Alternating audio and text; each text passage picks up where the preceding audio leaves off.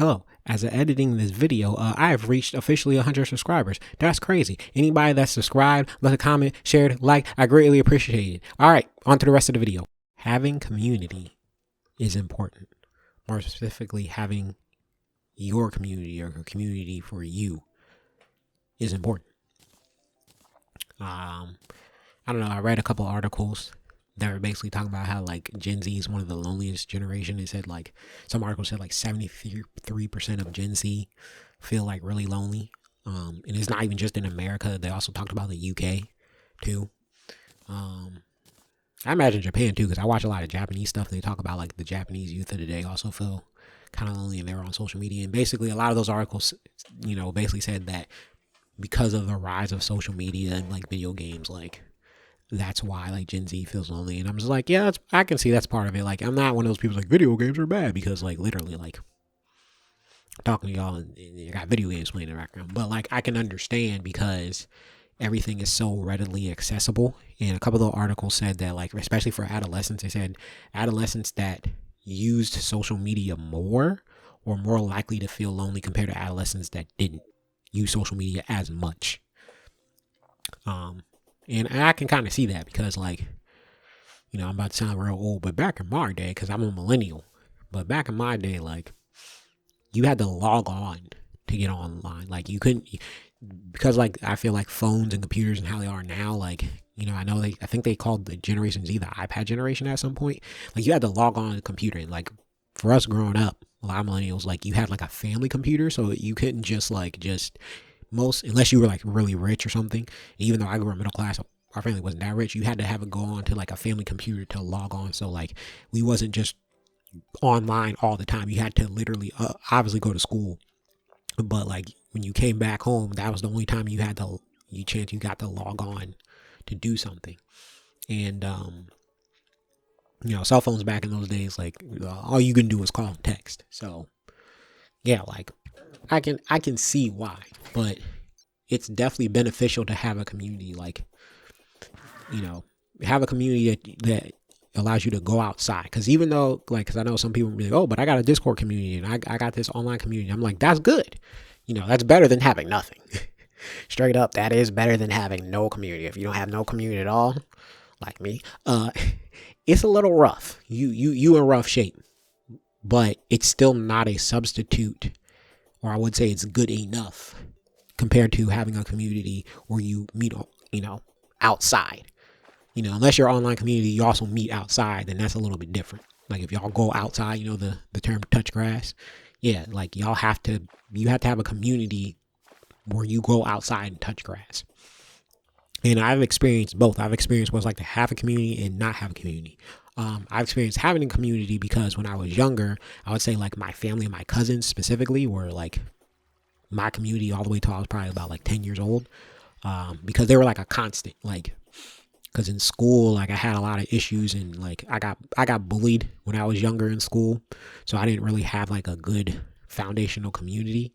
And then also like, because I'm a Christian, like we used to go to church like a lot, but like we would move churches every like 3 to 4 years. And I say I grew up Christian, I should say. But yeah, like we would move churches like every 3 to 4 years. So even then it wasn't like a constant. I would say my cousins were like the constant community because I would go visit them a lot because we lived far, but we didn't live that far. It was like a 2-hour drive to visit them. And I remember like sometimes they would come and visit us, but I do remember going and visiting them a lot more when I was younger, all the way up till I was 10 years old. And then I remember we moved. We joined another church community, and I would say that church community was the pillar of my like community foundation all the way till I was an adult. Because then around high school, that's when like I didn't start seeing my cousins as much, or like family ties started like drifting away, unfortunately. But I had my church community that kind of replaced that. And I was grateful for that church community because I'm an only child. So I grew up as an only child. And through that church community, I was able to experience what it was like to have like I met my best friend when I was like 11. And then like we became best friends like 12, and I'm best friends with him even till this day. And I got the experience what it was like to have a brother. And like then his cousins were always with him, and his cousins, their mom is actually best friends with my mom. And so I remember at one point their family even lived with us for a couple of months. So I got to experience what it was like to have sisters, like, because they were always like hanging around and stuff. So I got to experience that. My grandparents, my one grandfather, he died before I was even born. The other one died when I was 1. And then my one grandma died when I was like 7 or 8. And then the other one died when I was 13. So because I didn't really understand what it was like to have a grandfather figure, and then my grandparents, like my grandma on my dad's side, lived all the way like in Michigan, which is, I lived in Virginia, and he lived all in Michigan. So we didn't see each other very often.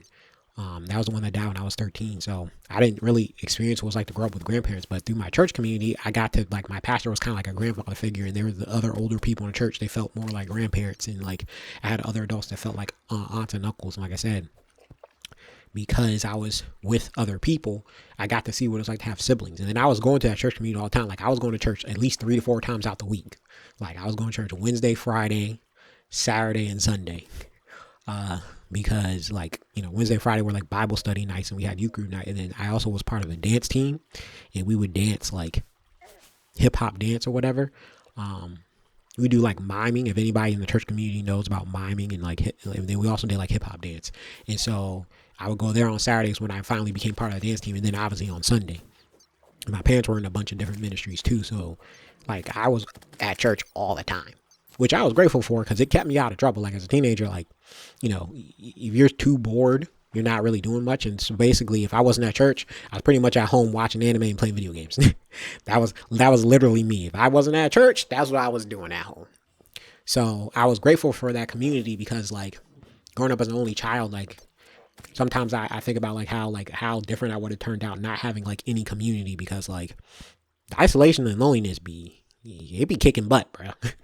it's a problem.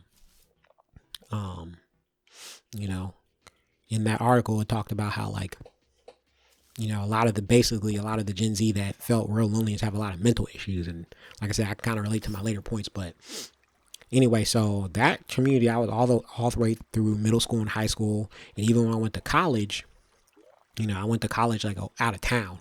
And so when I went to college, I found another little community at my college. It was basically me and 3 other people I made friends with.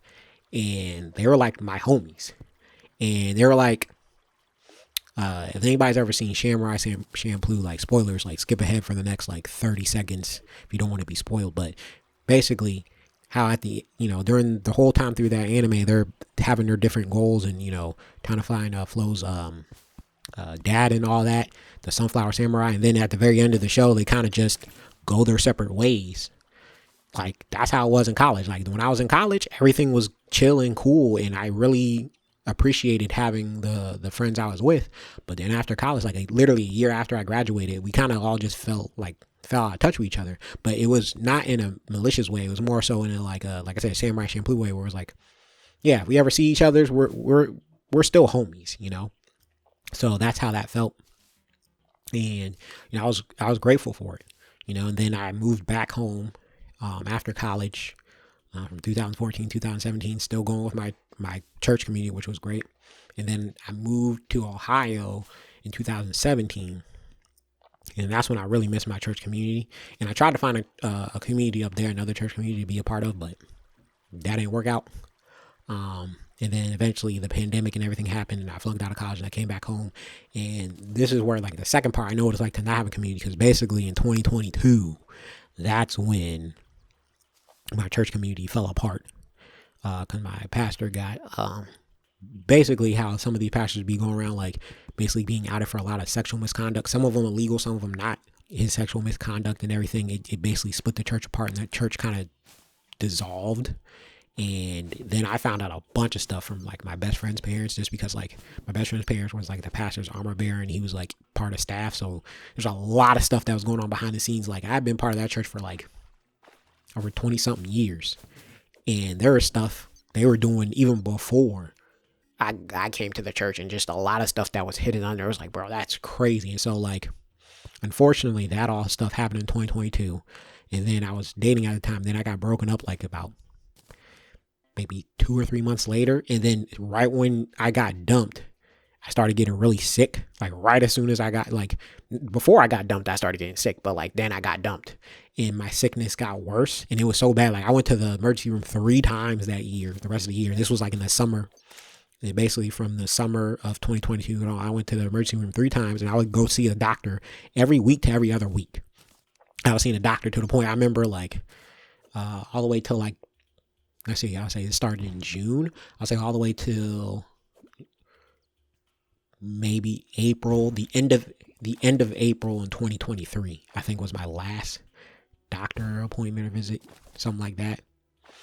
I think it was April. I don't think it was May. It was either April or May, but basically, yeah, and I still went to the emergency room at least one time in 2023. But yeah, I was so tired of doctor visits. I remember at one point, during the winter months, I was so tired of seeing doctors. I said, bro, I'm just not going to see a doctor for like a couple of weeks because I said, I'm tired of going to these doctors, bro.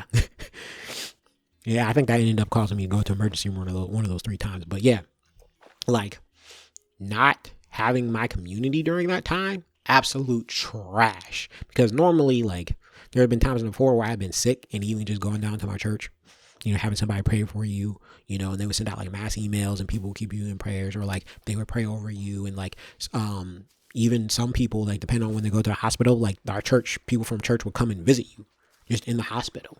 And that, y'all don't understand how much that means a lot to people when they're going through sickness or a death of the family. There was a death in my family, other people's family. My church would visit.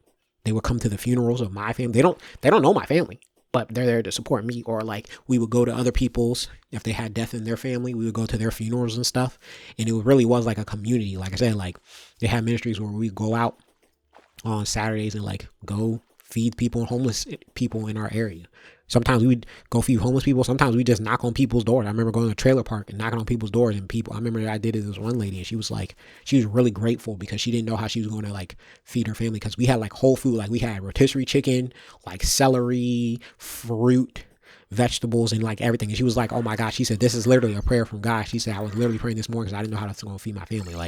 Doing that with your church community, or with your community, it's going to leave an impact. So I was, like I said, at church all the time doing stuff, and just to lose all that, and I have no support. Like I said, my girlfriend's gone.